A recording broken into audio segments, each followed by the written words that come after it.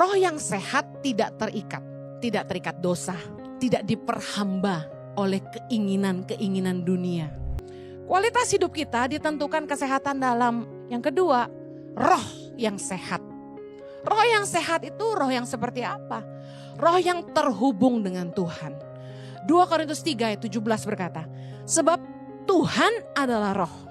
Dan di mana ada roh Allah, di situ ada kemerdekaan. Anda mau tahu rohmu sehat atau enggak gini? Roh yang sehat tidak terikat. Tidak terikat apa? Tidak terikat dosa. Tidak diperhamba oleh keinginan-keinginan dunia. Kita kadang-kadang gak sadar roh kita gak sehat. Ketika roh kita tidak terhubung dengan Tuhan, di situ gak ada kemerdekaan. Karena di mana ada roh Allah, di situ ada kemerdekaan. Kita gak terikat sama apapun yang ada di dunia ini. Kita gak takut kehilangan apapun. Roh yang terhubung dengan Tuhan dipuaskan hanya oleh Tuhan. Roh yang terhubung dengan Tuhan dipulihkan dalam hadirat Tuhan. Roh yang sehat itu ciri-cirinya, manifestasinya adalah orang-orang yang hidupnya mengandalkan Tuhan. Orang-orang yang hidupnya mengasihi Tuhan. Kesadaran akan Tuhan, Theo ke atas. Dan takut akan Tuhan. Meskipun dia gak bisa lihat Tuhan, dia sadar Tuhan melihat semua yang dia buat. Itu roh yang sehat. Manifestasinya adalah orang ini hidup ngandelin Tuhan. Yeremia 17 ayat 7 berkata, diberkatilah orang yang mengandalkan Tuhan, yang menaruh harapannya pada Tuhan. Roh yang sehat, itu manifestasi dalam kehidupan kita ini luar biasa. Kita bisa melakukan hal-hal yang luar biasa karena mengandalkan Tuhan, melampaui kemampuan kita sebagai manusia.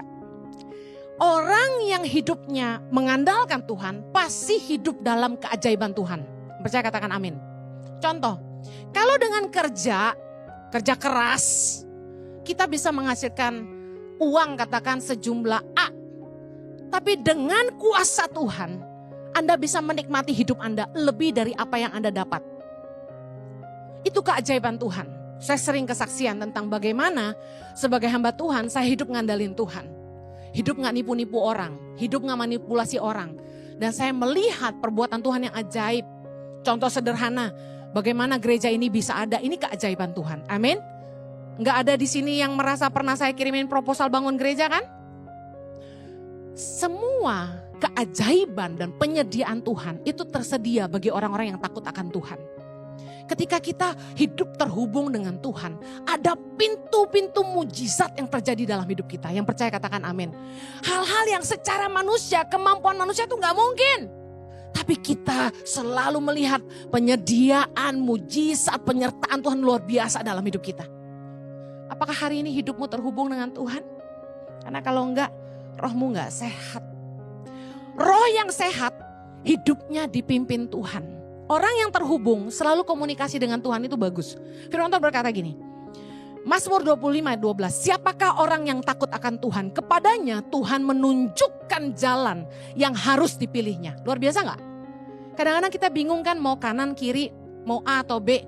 Orang yang takut akan Tuhan, yang rohnya terhubung sama Tuhan, itu dia seperti dibisikkan di hatinya. Jangan buat ini, lakukan itu. Jangan ambil ini, lakukan itu. Seperti dituntun hidupnya. Yang naksir banyak, tapi kayak ada dorongan. Jangan lihat hartanya, gitu. Ended up milih cowok yang mungkin secara mata gak kaya. Tapi nilainya dia takut akan Tuhan. Dia kerja rajin, dia semangat. Kalau orang gak hidup dipimpin Tuhan, orang pasti bikin keputusan sesuai dengan apa yang dilihat mata. Setuju? Kalau Anda terhubung sama Tuhan, Tuhan tuh rohnya selalu berbisik dalam hatimu. Roh yang terhubung membuat kita tuh kayak misalnya punya apa itu HT ya. HT itu on terus. Kita mau ambil keputusan ini kayak ada dorongan roh Tuhan. Jangan, tuh orang pasti nipu kamu. Kita mau begini, roh Tuhan bisa bilang, jangan, kamu akan jadi batu sandungan. Jadi seperti ada dorongan, ada bisikan. Kalau rohmu sehat, rohmu kuat, kamu terhubung dengan Tuhan senantiasa. Kamu percaya rohnya diam di dalam batinmu. Kamu tenang. Tuhan selalu memimpin hidupmu. And there I find you in the mystery.